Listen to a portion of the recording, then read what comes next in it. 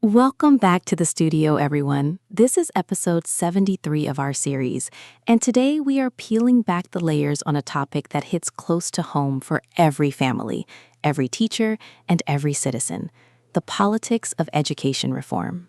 It is a heavy topic, Sochata.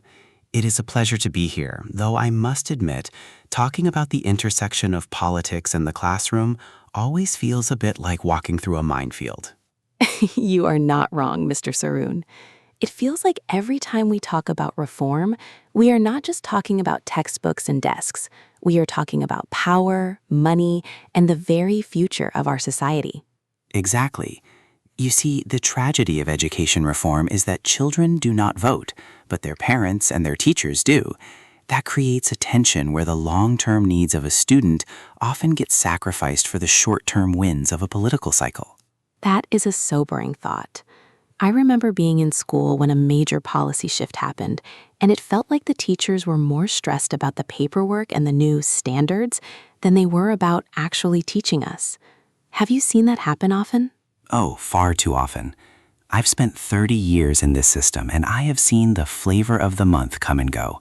One year it is standardized testing, the next it is holistic learning. The teachers feel like they are on a pendulum swinging back and forth, never allowed to find a steady rhythm. Intrigued. So why is it so political? Why can't we just look at the data, see what works for kids, and do that? Why does it have to be a battle between the left and the right? Because, Sochata, education is the ultimate tool for social engineering. Whoever controls the curriculum controls the narrative of the next generation. It's about values. Do we value competition and meritocracy, or do we value equity and social cohesion? Those are deeply political questions. But meanwhile, while the adults are arguing over the narrative, we have schools in rural areas that don't have stable internet and urban schools where the ceiling is literally leaking. It feels like a betrayal of the promise of education. It is a betrayal. I remember visiting a school last year where the librarian was crying because her budget had been slashed to pay for a new administrative tracking software. That is the politics of it, choosing metrics over the actual human connection of reading a book to a child. It makes me angry, honestly.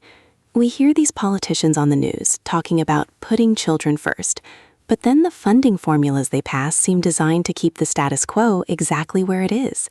How do we break that cycle? It requires courage. It requires moving beyond the 4-year election cycle. We need an education department that is insulated from the whims of whichever party is currently in power. But let's be honest, politicians rarely want to give up that kind of influence.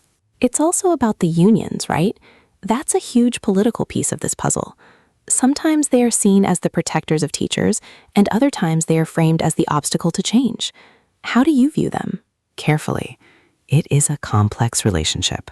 Earnestly, unions are essential for protecting teachers from being scapegoated for systemic failures.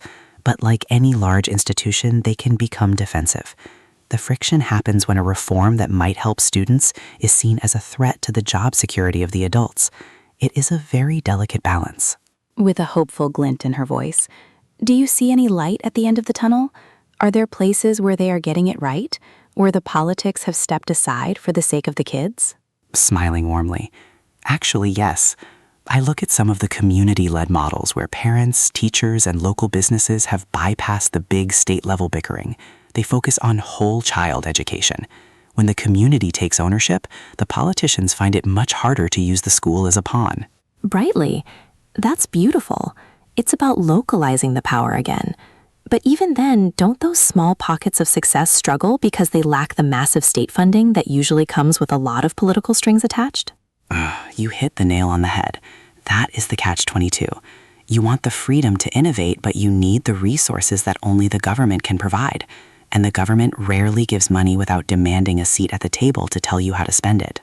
I think about the kids listening to this, or the students who feel like they are just a number in a spreadsheet.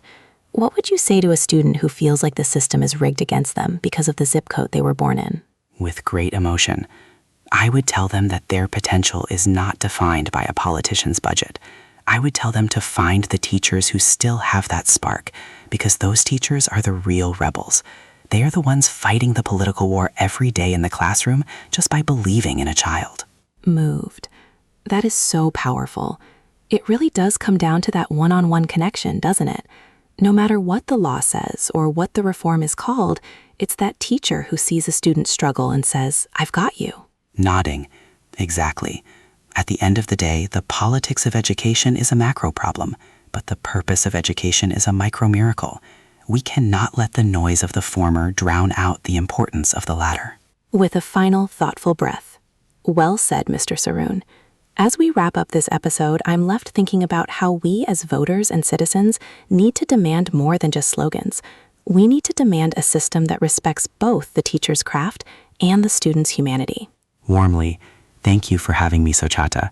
It's a conversation that never truly ends, but one that we must keep having with our hearts wide open. And thank you all for listening to episode 73. Join us next week as we continue to explore the forces that shape our world. Until then, keep questioning and keep learning. Good night.